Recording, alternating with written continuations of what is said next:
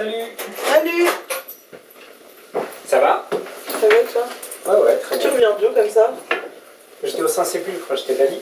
Non. Au Saint-Sépulcre? Mais t'as fait l'aller-retour dans la journée? Ouais. Mais en avion? Ah non, en train. Attends, t'étais à Jérusalem? Jérusalem. Mais non, j'étais à Cambrai. Cambrai?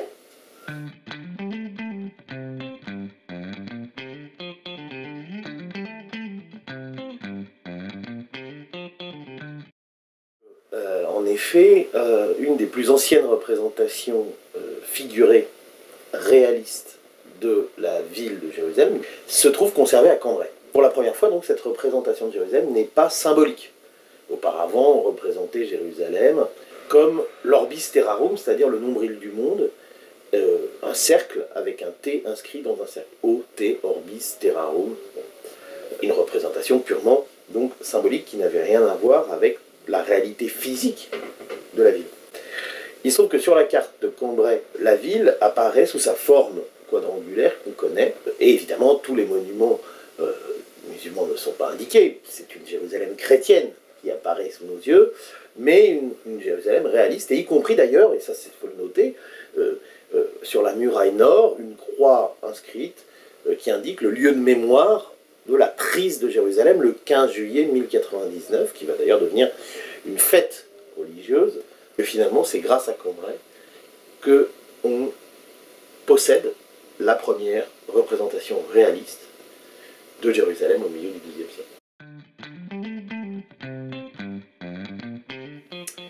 Tout d'abord, avant même la première croisade, un évêque, Liébert, avait fait un pèlerinage à Jérusalem dans les années 1020, puisque, bien entendu, il y a une préhistoire de la croisade, et une fois de plus, la croisade n'est qu'un pèlerinage qui tourne bien ou mal, ça dépend comment on voit, un pèlerinage en âme.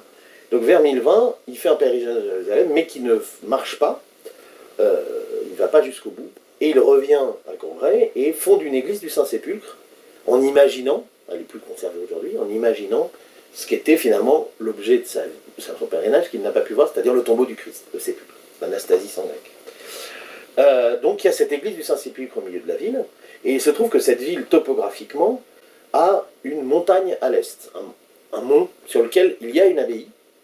En fait, on a là une sorte d'équation spatiale et topographique d'une transposition possible de Jérusalem. C'est-à-dire une église du Saint-Sépulcre plutôt vers l'ouest, un mont des Oliviers plutôt à l'est, et du coup, on pourrait aller jusqu'à penser, voire à proposer cette idée que finalement, ce qui est représenté à travers cette première carte réaliste de Jérusalem, c'est pas tant la Jérusalem réelle, mais autant la Jérusalem imaginée en tant que Cambrai, comme pas toutes les villes, mais beaucoup de villes, se pensent, se rêvent, se projettent comme des nouvelles Jérusalem ou comme des duplications de Jérusalem.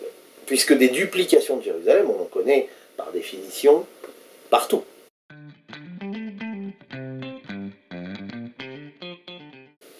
Cambrai n'est pas un exemple isolé.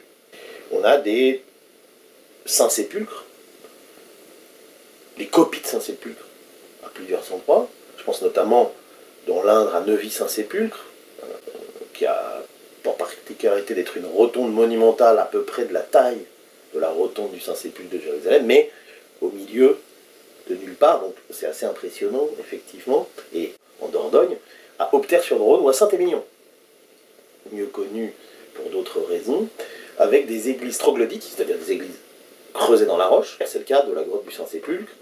L'anastasis qui gardait cette grotte était en fait la grotte est vidée, tout simplement aujourd'hui elle a été entièrement rasée, donc on n'a plus aucune trace de ce que pouvait être le Saint-Sépulcre des croisés, de l'époque des croisés.